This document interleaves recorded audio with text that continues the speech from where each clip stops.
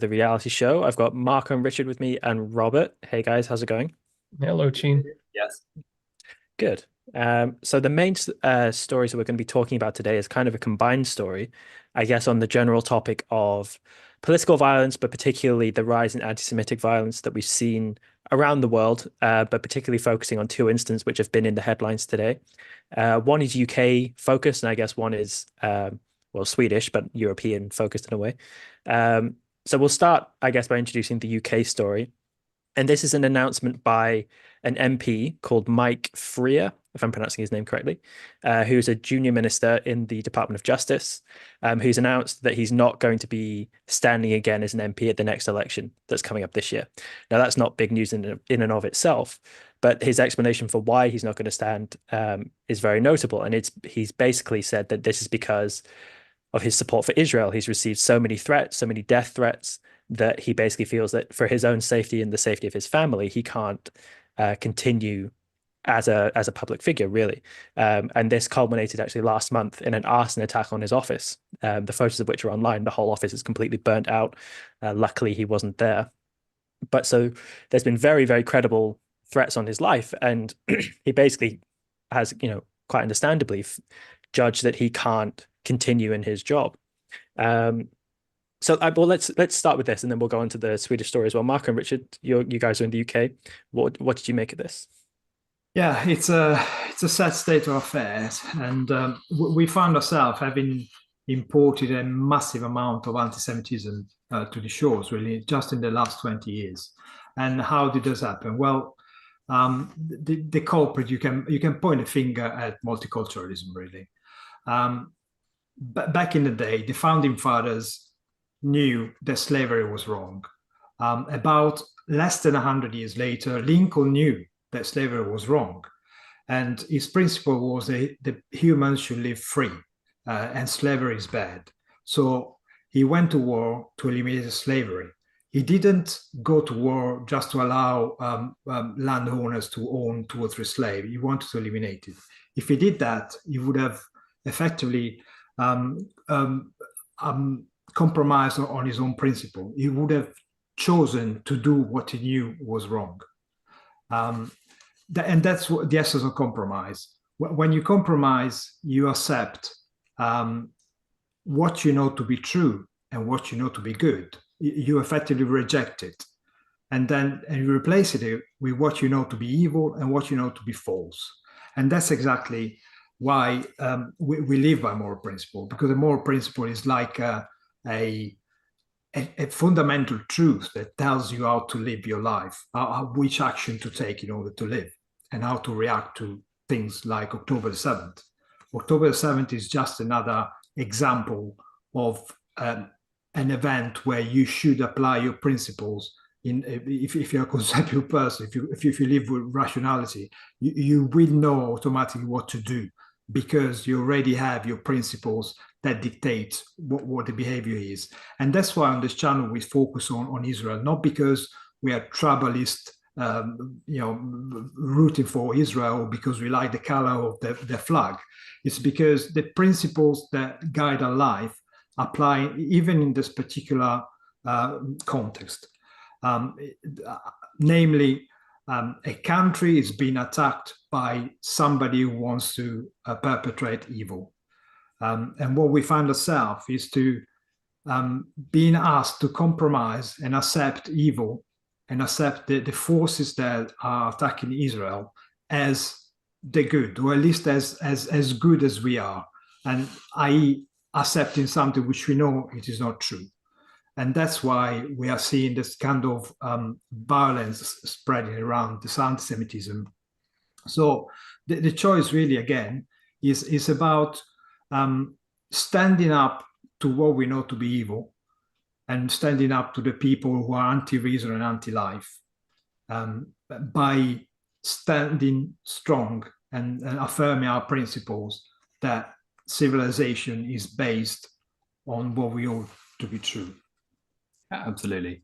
And is that the multiculturalism that Mark is referring to there involves an awful lot of compromise with different cultures bringing totally different values to these shores, and never adjusting to the values that we should stand for here in the West, and those values not being stood up for sufficiently. I think there's much to say about this. I mean, in the constituency that this particular MP stands for is a significant one in many ways. It covers a big part of the area where Margaret Thatcher used to represent. Although it's become like a bellwether constituency, much more on the margin, on the Marco and Richard, do you want to just double check your mic? It's coming through just a bit robotic. I don't know if I'm the only one who's hearing that. Do you want to just double check it? I'll come to Robert, and I'll come back. Oh, that's only me. Okay, never mind. All right, go ahead. Sorry, go ahead, guys. I'll fix my own audio. That's right, no worries. So just saying that the constituency was formerly covered Margaret Thatcher's area, although it's been switching hands rather regularly since. And it's this particular MP has received quite a lot of threats over the years. He did a speech in a mosque back in as early as 2011, where some people from a group called I've got it written here, Muslims Against Crusades, burst in and accused him of, I think they called him a homosexual Jewish pig, and accused him of defiling the house of Allah while he was speaking to Muslim constituents within his constituency. Now, he is gay, he's not Jewish, neither of that is relevant particularly, because it's who's throwing those accusations around that is far more relevant. And then in 2021, he had a close call when he wasn't actually in his constituency office, when the attacker who murdered another MP, Sir David Amess, only a short time afterwards, was already scouting around his constituency. And one of the things that obviously fueled this reaction to this particular MP was the fact that he'd stood up in Parliament and had voted against recognising Palestine as a state, for one thing, back in 2014. So that's a little bit of background there. And then the arson attack was in December this year, which, as you say, utterly gutted his office. It's not the fact that he's leaving now that is particularly difficult to understand. That's really easy to understand. And it's not the leaving that position now where the cowardice is. The cowardice is in all the previous years of ignoring this problem. I mean, 2011 was this first moment in this particular MP's history that I'm talking about. I mean, that's a good 13 years ago. And there are plenty of examples earlier than that. So it's a legacy of the evasion, the avoidance of the problem that has led to this. And the cowardice is coming home to roost in so many ways. And that is so depressing to see. And that's what we need to move on from and tackle. Yeah, for sure. And the revelation that the guy who killed David Amess, who, for anyone who's not familiar with that, was one of his fellow Conservative MPs. Was it 2 or 3 years ago, guys? Do you remember exactly when it was? It was an awful story. 2021 it was, yeah, in Southend, in a city it's now a city on the eastern coast of England.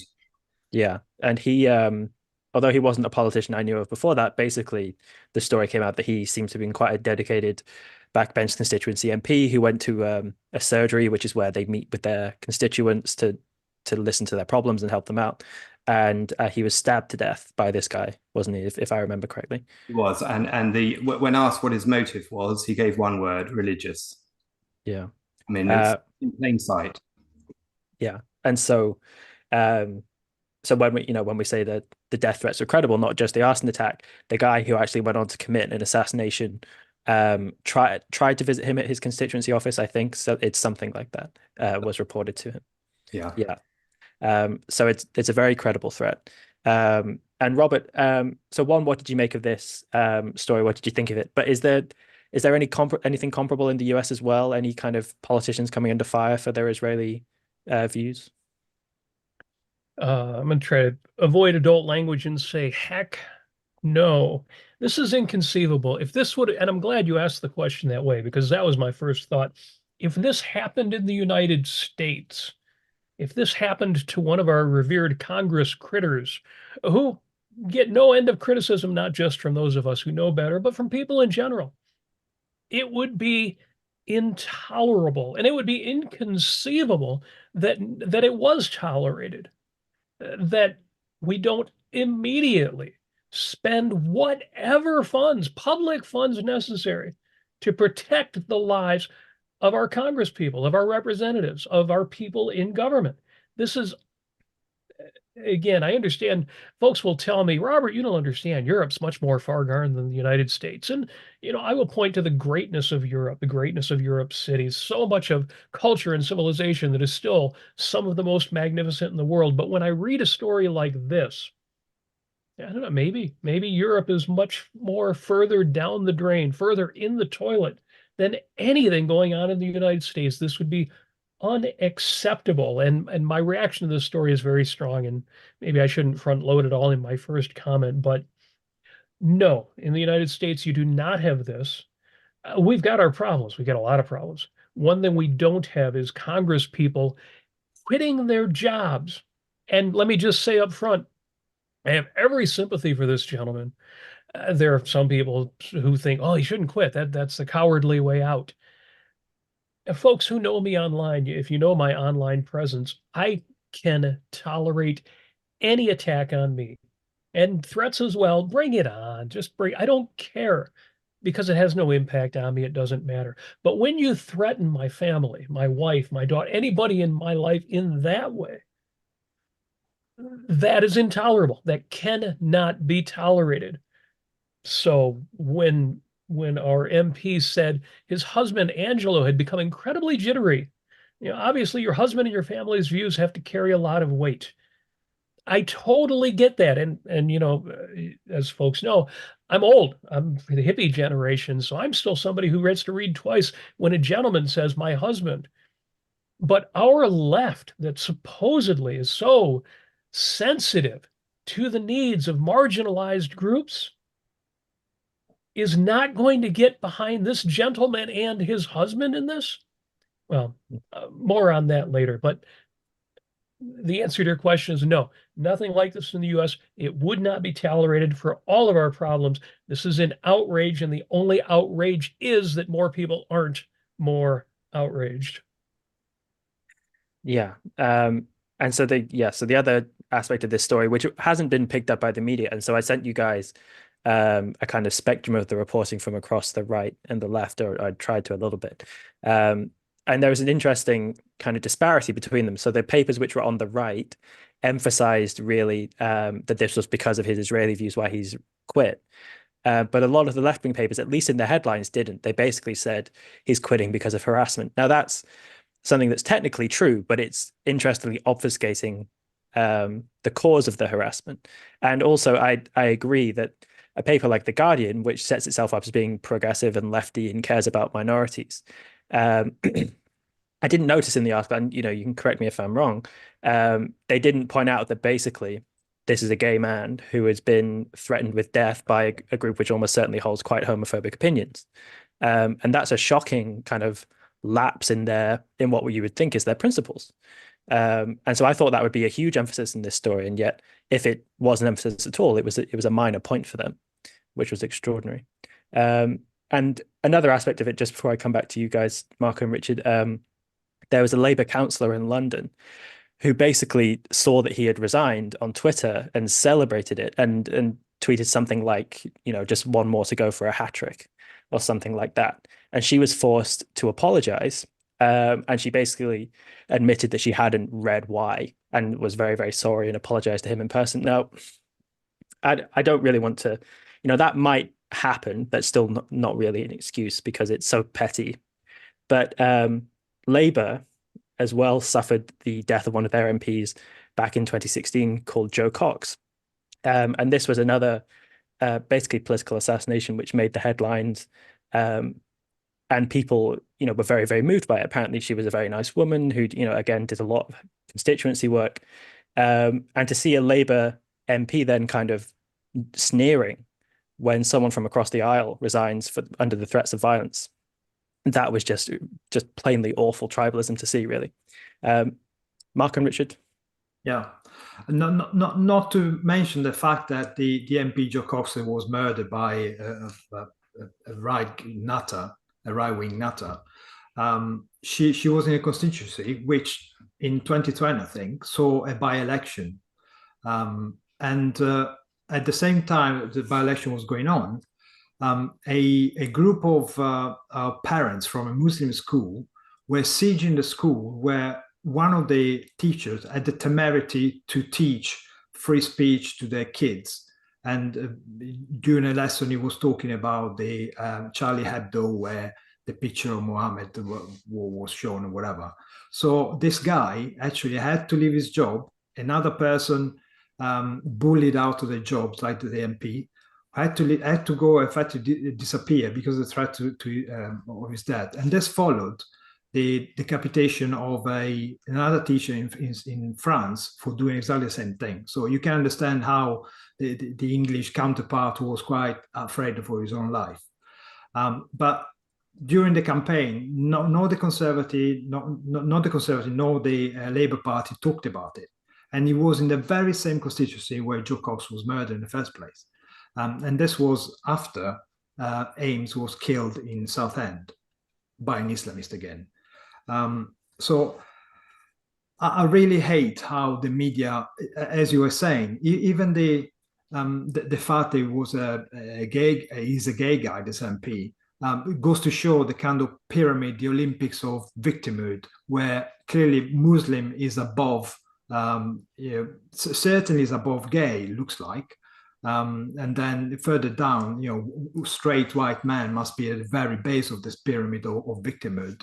I don't know what you have to do to make the news nowadays, but I'd like to comment about the cheeky title of this episode: "Support for Israel get you killed."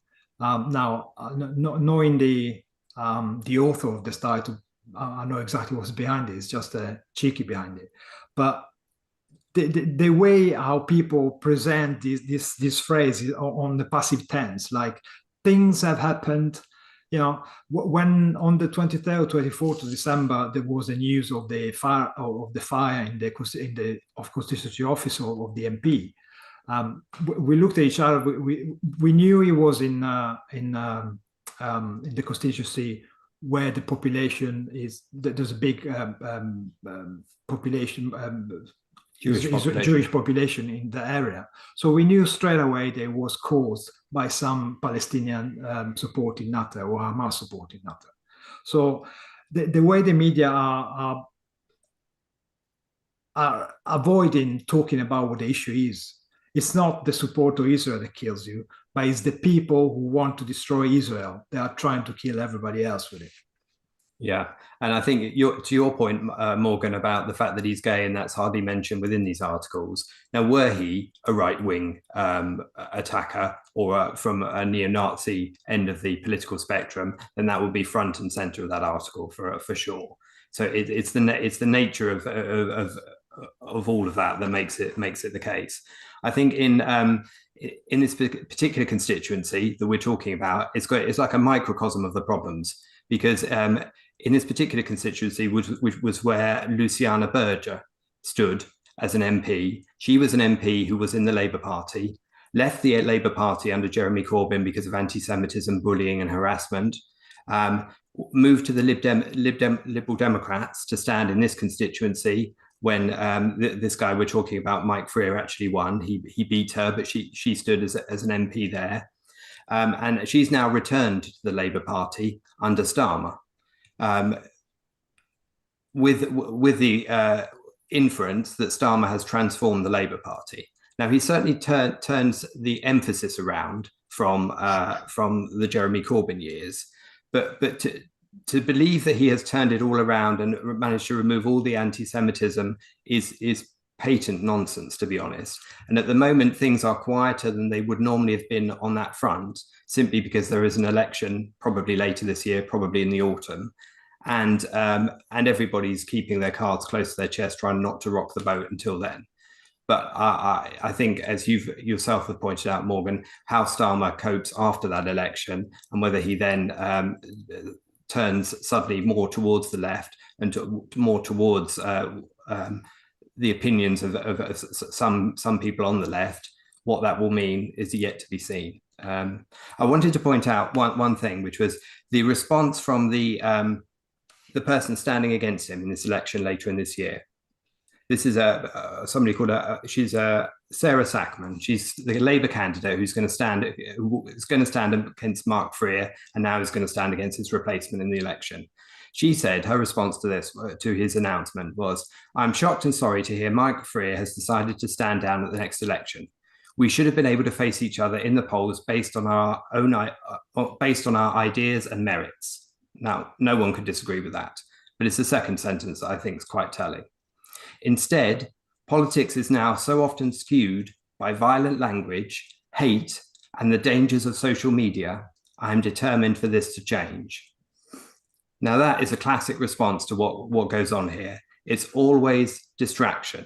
There's always something else is thrown into the mix in a package deal that makes you not talk about what the causes of this violence is, but makes it an entirely different issue.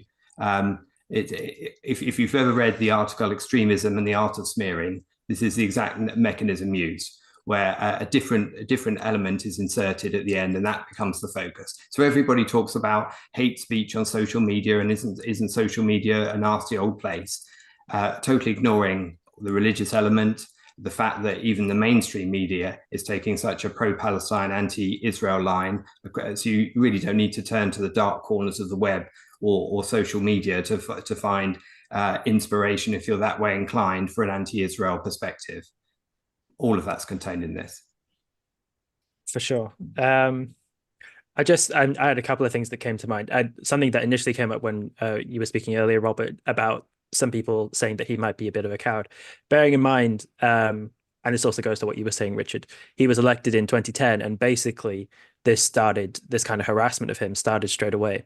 And as you guys pointed out, he's the MP for Finchley, which is a notably Jewish area. And he's been praised by the local Jewish community for standing up for them. He's a member of the parliamentary group Conservative Friends for Israel, and been very outspoken about it. And which has led to all this, and Molotov cocktails being placed on, I think, either the front doorstep of his home or of his office. I can't remember quite which.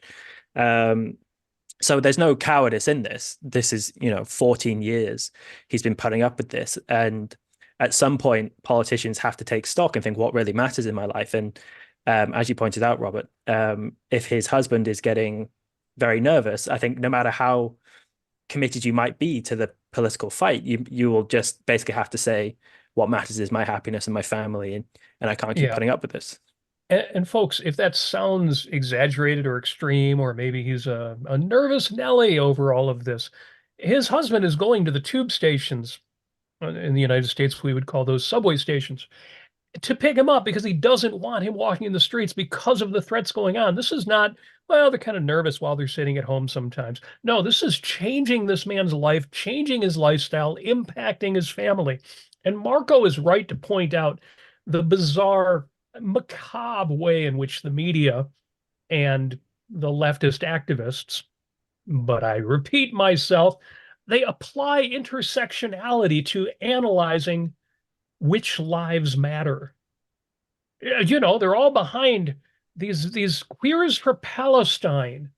We joke about that. How can there be an organization, Queers for Palestine? The Palestinians hate homosexuality. The terrorist threatening the MP is saying that it's Allah's plan that this guy be killed because he's homosexual. Tell me, would our media friends, would any of our left activists who claim to stand up for the most vulnerable, where's their support for Queers for Israel, which our very brave MP could certainly be considered? No.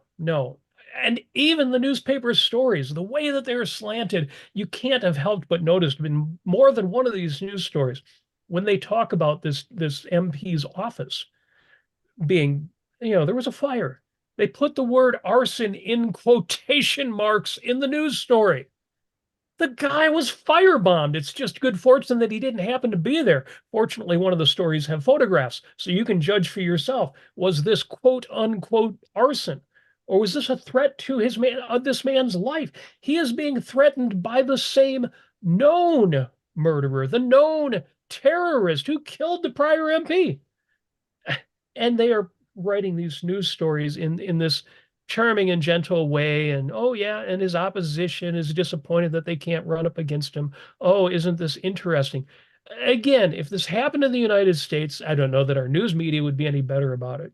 but the gentleman would certainly get whatever protection was required to ensure his safety so that he could continue to do his job, which is all the more important because he's a man who is willing to speak out for Israel in the context of today's news.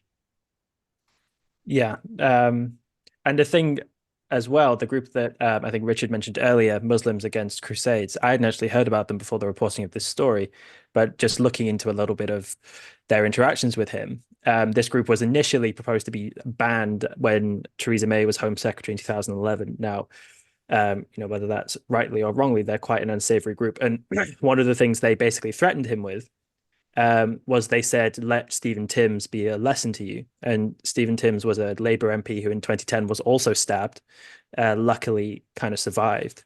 But I'll make this point and then I'll make a point about the media as well. It's unfortunately the case that to be a member of parliament, a kind of a public representative in the UK, it's becoming an increasingly dangerous job. These are numerous stories now of MPs being killed or attacked, and it's certainly something which the parliament is trying to address. So they are trying to give them some measure of support, not enough. But ultimately, at the end of the day, no matter how much there's a police presence with them, the nature of the MP's job is that they have to interact with the public at some time.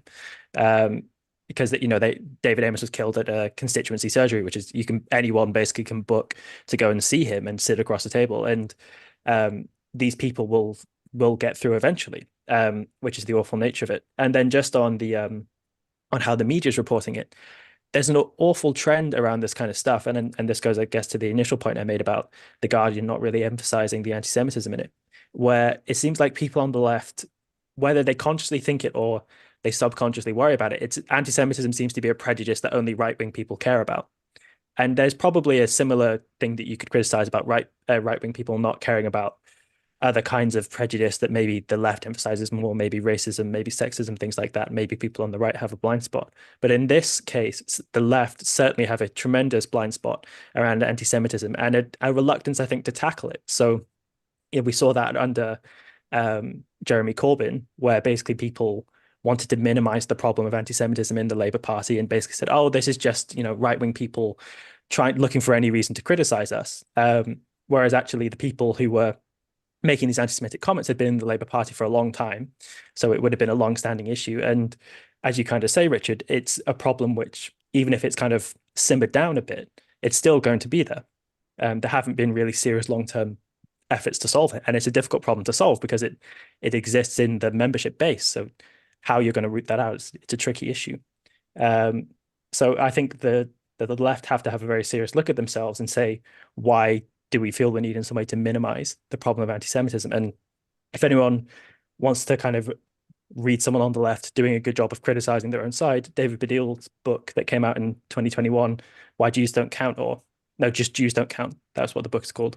That was very good because he's writing that whole book from someone who considers himself progressive and lefty and so on, and is criticizing his own side. And I think a book that's coming from that perspective might have a greater chance of achieving change because people wouldn't view him as some awful right winger, that he's kind of on their camp, if that makes sense. Mark and Richard?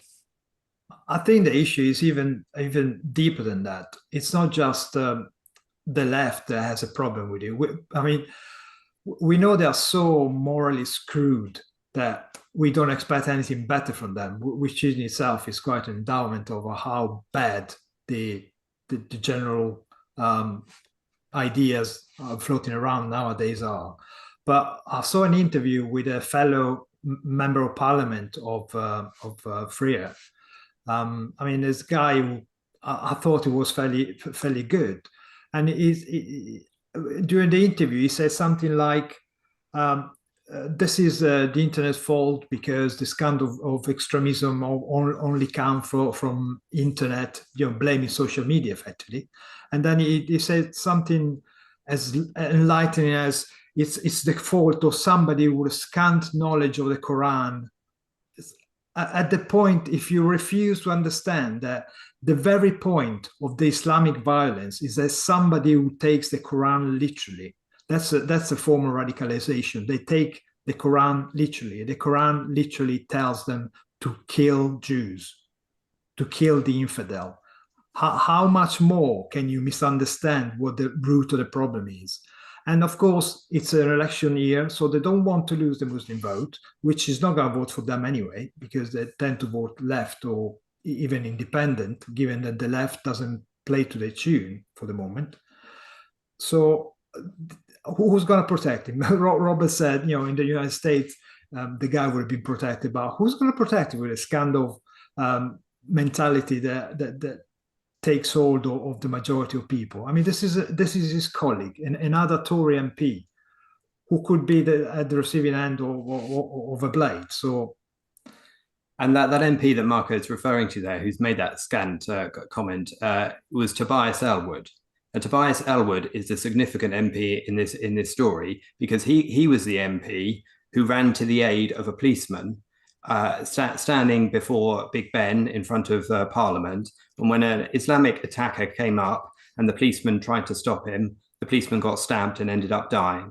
And during that, it was Tobias Ellwood who gave that policeman mouth-to-mouth resuscitation and tried to save his life and failed to. So he has first-hand personal experience of a hideous crime such as this. And yet, even after that, despite his military background, despite the full understanding that you're still choosing to hide from the truth behind this, I find that really quite difficult to stomach. And in the other case, the case of Stephen Timms, the one who was stabbed in his constituency in East Ham in London back in 2010, that's another one which brings to light different elements. He was stabbed by he didn't die in the incident, but he was stabbed by an Islamic extremist who was a woman. So let's dispel the notion that it's always men and women are always innocent, as we're frequently hearing when it comes to people in Gaza, for example. And that particular constituency has a strong Muslim community. He is an evangelical Christian. That might have been the reason why she chose to stab him. It might have been because of his reaction to the Iraq war and how he voted in that, which was one of the things she claimed afterwards. And he said he couldn't forgive her for some time because she didn't show any remorse. But not so long ago, after the death of the other MP, Stephen Amis, said in Parliament that he now felt he could forgive her because of his Christian morality, because of it. And that's the problem. You've got so much going on here, so many elements of what's wrong, that it's really quite difficult to take. You've got, in the case of Tobias Ellwood in front of Big Ben, you've got the fact that story became instantly at the time all about the fact of how heroic he was. And that's one of the ways that the media chooses to hide the truth at the time of any Islamic attack, is to either focus on the victims, focus on someone who was heroic at the time, and the Islamist attacker and their motives and the cause leading up to them is completely hidden from view and becomes old news as quickly as possible. Or you've got the fact that the religion is both the cause of this and the reason that people continue to give excuses for it because of another religion. Those are the things that are all key elements in all of this. Yeah, and the story that you mentioned about the police officer being stabbed, I think, was that in 2017, if I'm remembering correctly? Yeah, after the London Westminster Bridge. Yeah. Yeah, because there was that awful spate of attacks that we saw, particularly around Parliament in Westminster, over a number of months. And I remember. Sorry, just to interrupt you. One of the terrible things about that, which also shows how stupid the UK is that was somebody who was defending Parliament. He's a policeman defending Parliament, completely unarmed. So he has to stop an attacker who comes at him with a knife, despite having nothing on him except a little short stick. And what he manages to do by delaying the guy is delay him long enough for a team of armed police who are a set unit to arrive and then to shoot him and resolve the problem. But even in front of Parliament itself, to have somebody defending Parliament in an era when there was lots of Islamic attacks, and to give him only a short stick is to not recognise the problem to the extent that you put the lives of the good in jeopardy. Yeah, I haven't been into Parliament in probably about 10 years, but I would hope that after the attack they armed the police officers. I haven't checked it. But in that awful spate of months where we saw all those terror attacks happening, one of the key kind of arguments that happened in the country was whether it was appropriate or not to identify that the attackers were Islamic, or whether to actually understand the cause of their attacks as being related to their religion. And people just wanted to say, no, this is just they're mentally ill people. Now that might be true, but if you're blind to understanding the issue, if you don't understand the ideological motivation involved, and again, that's not quite a debate which is quite as high on everyone's agenda, but that's still a problem that people face. People really would like to bury their head in the sands about the ideology involved. And again, perhaps that's resulting in some of the blindness from the left-wing media reporting on this. Robert, anything else before we go to super chats? Any other comments? No. Well, the discussion, again, I think about applying this in the United States, where the left in the US supporting so-called Palestine. And what do they hate more than anything? They hate the right. They hate the right because they regard the right as nationalists, as dictators, as ruled by religion, denying rights to women. I can't think of a better description of Islam, of the way that Gaza is run. It's the same contradiction as Queers for Palestine. Everything they hate about the right, Gaza is on steroids. And that's why when I read this story, it's just I want to quote the philosopher Greta Thunberg. How dare you write these things, say these things, and respond to these stories in this way? So I hope anybody who is watching this discussion, who is still unclear, still at least thinking for themselves and thinking, well, but what they're doing in Gaza, it's so many people are dying and it's so bad. And I hope you are thinking twice about all this. And I hope these conversations are having an impact. I'll leave it there for now. For sure. So just on our super chats, we have $4 from Mary Aline. Thank you, Mary Aline. $7 Canadian from Kirsten C, excuse me, who asks, what do you think of the attack on police in New York City, with police being forced to catch and release the suspects? Robert, do you have any insight into that? Yeah, every time we try a catch and release program, which we steal from fishing, every time we try catch and release, it fails. It just makes crime worse. It is akin to every other compromise, including what do you do about terrorists when they threaten your MPs? What do you do about kidnappers when they take people hostage in times of war and not in times of war? No, it's a disaster. It's a disaster. It's an outrage. And you think, well, we'd have to double the police force if we were actually going to take every arrest seriously. Maybe we would. What's the alternative? So do whatever it takes. Get protection for those MPs in the UK. Get the police force in New York City the extra forces that they would need in order not to have to try catch and release. Yeah. And I guess just maybe before we continue with the super chats, a final comment about this situation for MPs. We've listed a handful of instances where there's been actual violence against MPs, but also something that's been reported is kind of just increasing harassment of members of parliament, even for politicians who I really don't like, people whose name is completely escaped. The MP for who's terrible with number, Diane Abbott. Even with Diane Abbott, for example, there's been sort of people who've looked into her Twitter feed and all the stuff she got. Nicola Sturgeon, and a politician who I really, really don't like, quit, was it about a year ago, over harassment that she got. Now, I don't know whether some of that harassment is maybe just criticism that's been counted as harassment, but I don't want to be tribal about this. They probably really do receive awful things. And so I think maybe it just reflects a kind of increasing tendency in the culture towards a breakdown of rational conversation, and just a tendency towards abuse and harassment, and then ultimately towards violence. Perhaps I think that's maybe the trend that we're seeing, and unfortunately, we're seeing that outbreak into actual violence. But just to continue, Jonathan with $4, thank you, Jonathan, and then Or Hirschfeld, 15 shekels, who said, I encountered firsthand German reporters afraid to allow us to talk about the hostages in Gaza because they were afraid to be targeted by extremists. That's interesting. I hadn't heard about that. Okie dokie. So let's go to not even our second topic, just the kind of the linking topic, I guess. So this was a live device that was found outside of the Israeli embassy in Stockholm in Sweden. They've refused to call it a bomb so far because they want to investigate it first. But my understanding is that they've actually destroyed it, and I think I may have even seen a picture of it exploding. So maybe we're not exactly 100% sure what it is, but given the response, we would have to assume this was some kind of bomb that's been placed outside the Israeli embassy.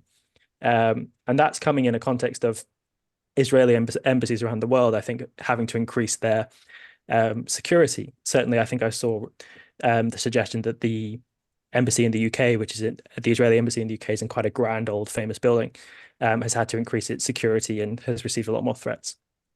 So, guys, what did you make of this story? Because I guess it dovetails with what I was maybe just saying. There's an increasing kind of tendency in the culture towards violence, to wanting to attack your opponents, not just kind of verbally, but in words. So did you have any particular reaction to seeing this as part of this as well? I'm just glad that the Swedish Prime Minister is taking it seriously. The blame is entirely on the hands of whoever put the bomb there, but secondarily, it is the media that is sowing a culture in which people believe they can do this kind of thing, and in which it is not denounced. And the people who do this, if they thought everybody in the world would be against them, would not be acting in this way. But they know there's sympathy on half of the population out there. So the blame goes to the media and to the fools who believe it. Yeah. And further to the point that Robert made earlier, I mean, this is an explosive device. It's not an explosive device. Arson is not arson. But be under no illusions, Greta most definitely is a philosopher, the nearest thing there is to a philosopher in our age. I think I heard the deputy, a quote from the deputy Swedish MP on this particular incident, who said that violent extremism must be stopped.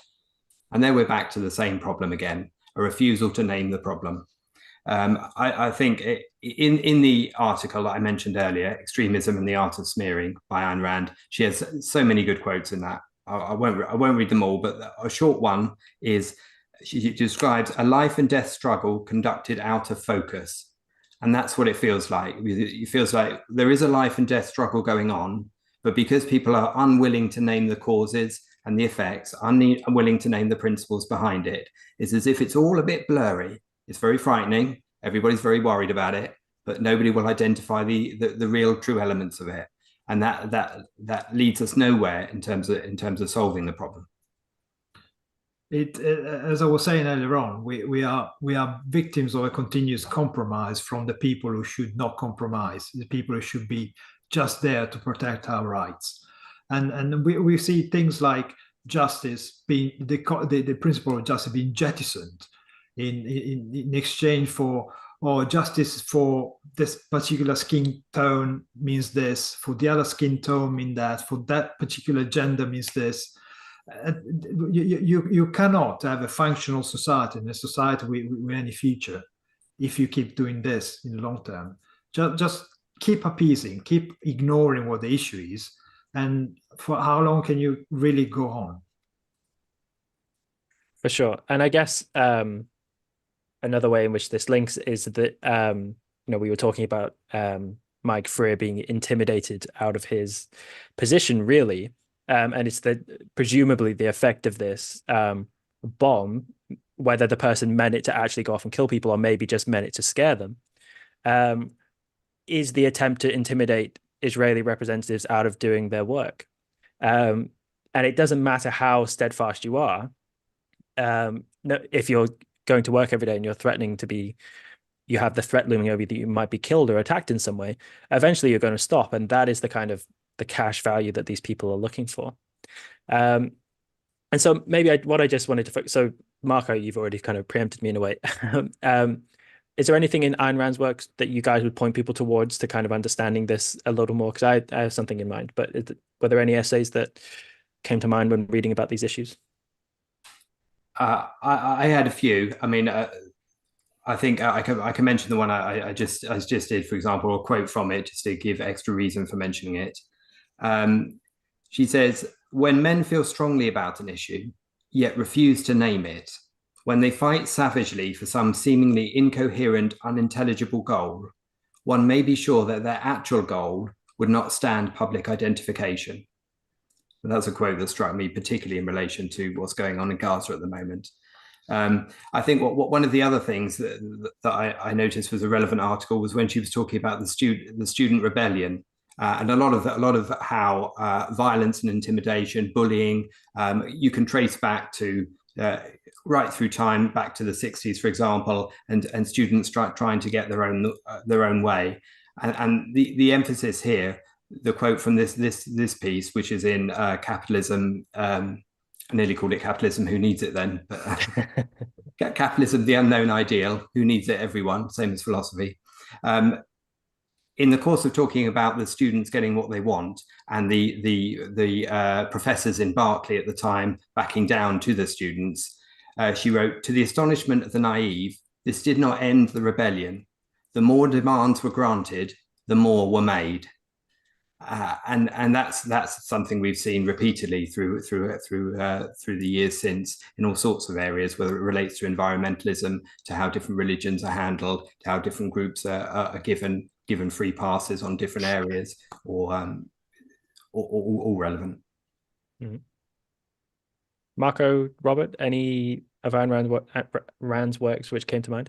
Well, again, Faith and Force, the destroyer of modern world, that's very topical. That's spot on. Again, we mentioned before for the new intellectual, but because Ayn Rand's philosophy, objectivism, is a philosophy for living on Earth, and I'm talking here to the Jedi master of living on Earth. Anything you read is going to be based on reality. Anything you read from Ayn Rand and from Peikoff will help you to make your way through realities. It will help you to see what's in front of you and to evaluate it. So, take your pick. Robert? Yeah, in this context, I also very much appreciate Ayn Rand's essay, The Cult of Moral Grayness, which you can find in The Virtue of Selfishness. She says in there, I'll quote Ayn Rand just a bit. "Observe in politics, the term extremism has become a synonym of evil, regardless of the content of the issue. The evil is not what you're extreme about, but that you are extreme. That is consistent." Stopping the quote for a second there. You think, well, but our leftists, they don't want to compromise between Israel and Palestine. They're totally on board with getting rid of Israel. But the end of that essay, Cult of Moral Grayness, Ayn Rand writes this: "Like a mixed economy, men of mixed premises may be called gray, but in both cases, the mixture does not remain gray for long. Gray in this context is merely a prelude to black. There may be gray men, but there can be no gray moral principles. Morality is a code of black and white. When and if men attempt to compromise, it is obvious which side will necessarily lose and which will necessarily profit. And such are the reasons why, when one is asked, 'Oh, surely you don't think in terms of black and white, do you?' the proper answer in essence, if not in form, should be, 'You're damn right I do.'" End quote, Ayn Rand. But look at our leftists who say, you can't be so extreme. You mustn't be an extremist. How extreme are they in demanding the sacrifice of Israel to Palestine, to Gaza, to the West Bank, to everybody and anybody in the Middle East, except for the most civilized people there are there, the most rights-respecting people there are there, the most pro-Western people there are there, the only nation that will actually respect the rights, not only of Israeli citizens, but of everybody within the borders. Yeah, you guys, I kind of run a kind of game just in my head of whenever I ask this question about Ayn Rand's essays, who can come up with the most interesting suggestion? And Richard and Robert, you beat me this time.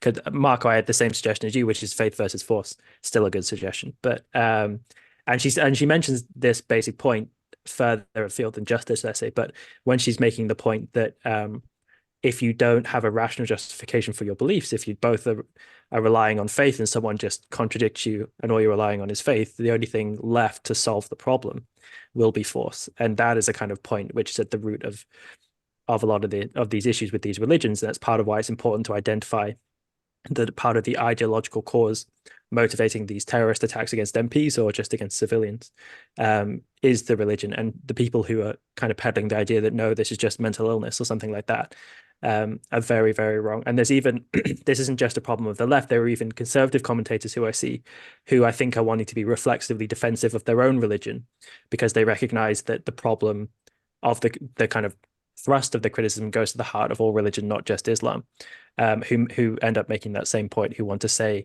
that this is just mental health, or Peter Hitchens, for example, wants to say that it's primarily drugs or something like that rather than religion. But I think that is just trying to avoid the main point. And maybe just as we come to the end, Marco and Richard, it's a depressing story to read today, being a Brit, to see that our public servants are being intimidated. As much as I hold a lot of them in disdain and really want to criticize them, at the same time, I want to motivate good people to go into politics. I want there to be good, upstanding members of parliament, and these kind of things push the good people out. I wasn't particularly aware of this MP before this incident, I have to say, but at least seeing his stances on Israel, he seems like perhaps one of the better ones out there. Do you guys have any ideas? Like, what can we do in the long term? We need to encourage a more rational culture, right? Do you have any suggestions? What else we can do to, I don't know, encourage to make the situation better? I think that long-term thing also starts today in every conversation you have with everyone. I think the problem is letting moments go by when you could express an opinion, or you could correct someone's thinking, or you could offer an alternative view that they haven't heard before. All of that is what leads to the change necessary for the downstream effect of politics. We know politics is downstream from culture, to be restored. I think it's when I talk to somebody I know who says you can't say Christmas, or but then starts to drop the word inshallah into their own conversation, despite being neither Muslim nor religious. You've got to sort of bring them up on that kind of thing, for example, and say, well, why are you doing that? Can you explain to me why you're doing that? And I think one of the things that in a discussion we were having with Ayman, who has also appeared on this channel and did a very excellent episode on why Muslims hate the Jews, which everyone should check out. We were talking about these vague terms and about definitions. And in vague terms like extremism, the best way of tackling that when somebody is using that term with you is to ask them, can you give me an example? Can you give me a couple of examples? Because definitions are often woolly, vague, they encompass a lot, they can mean different things to different people. But if you ask somebody to give them an example of what they mean, they do reveal their thinking almost immediately. And then you can have a conversation with them based on what that thinking is when it's brought into the light. Because it's this obfuscation, this clouding of woolly language, which the values are lost when the clarity is lost.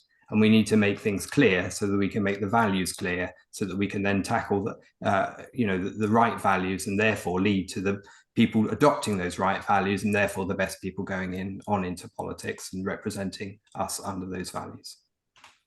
Yeah, I think another option is going down the route, but it's about, to the people who want to destroy reason and want to destroy life, just live your life with as much reason and as much happiness as you can. Do exactly the opposite of what they want to achieve. Show them that if you live by rational standards, if you are a person who lives according to the principles, rational principles, your life will be automatically better. Let them stew in their own hate and depression and fears. Live your life happy, smile at them, and some of them will start wondering, hang on, why is this guy happy? That's the best thing you can do. For sure. And I asked the question partly just because I don't really have any good suggestions aside from the longer term point. But you're right, Richard, that the only way you can achieve it in the long term is if you're doing it now. So that's a very good point. Any final comments, guys, before we wrap up the show? Anything else? No. No, I think apropos of what Mario and Richard are saying, the important thing is to keep the conversation going. Even if you question whether somebody is speaking in earnest, you speaking and living honestly is what's going to cut through. Yes, long term, it's a cultural issue. We've got to change this philosophy. It's why the conversation about one state solution, two state solution, what do we do if we can't get rid of Islamism? Those are long-term questions. In the short term, though, you reach minds one at a time. I think that's what we're doing today. I think that's what this channel does. And it's what we do with the people around us. It's funny. Our supporter Jeff Bannister in the chat said, Robert lives near Dearbornistan, and I never hear him talking about things like this. Well, Jeff, you know that the shows that I do, go to robertnacer.com, I don't talk about the war, or at least don't talk too much about the war, because part of the thing that we need to do in order to win is to remind people that this is an aberration. None of this should be happening. And objectivism as a philosophy may be the best argument against these current events, but that's not what philosophy is for. Yes, this is the answer, but it's much more than that. And we've got to know both what we're fighting and what we're fighting for. Incidentally, Dearborn isn't as bad as the fact that it is the Arabic enclave in the United States makes it sound. It's a hell of a city, a beautiful place to be. But yes, keep the conversation going. Keep it going in earnest, despite I get a little passionate on these episodes. Don't let your emotions rule the day. Always try to reach a mind, even the worst among them. You want to answer the question, not are they evil? Why do they hate? But what do they believe that makes all of this possible, that makes all of this happen? You're not going to find better answers to those questions than reading the writings of Ayn Rand. So I'm glad we talked about Art of Extremism and Cult of Moral Greatness today. Look up those articles by Ayn Rand, read The Voice of Selfishness. But yes, keep talking, keep the conversation going. Yeah. Absolutely. And so, Richard, were you going to say something? Just one final comment, just backing up what Robert said there, just essentially about perspective, because obviously we live in the major city of London, and it's very easy to give the misleading impression that, you know, a Jew can't step into the boundaries of London, and that's obviously patently untrue, despite various, you know, isolated incidents or whatever. So yeah, the aim is always to keep your perspective, whether it's on politicians, whether it's on the environment you live in or the people you know, and also, of course, to praise the good where you do see it. I think it's all too easy to focus on what's wrong, what's bad, and yet there are heroes out there, there are good people, and we should always make sure that we, you know, give them the double thumbs up, you know, at every opportunity. Absolutely. And I guess one encouraging part of this story was Twitter, which is not known for being a cuddly, friendly place, at least as far as I saw, was actually very supportive of Mike Freer and this news, and was sending a lot of support his way. So if that's what you would like to do with your time, I think sending some positivity his way would be well worth doing. And on the note that Robert said of continuing the conversation in a very cheesy way, I'm going to say the conversation is going to continue tomorrow on the reality show and on the Daily Objective. We'll see you all there. Thank you very much for listening. Bye-bye.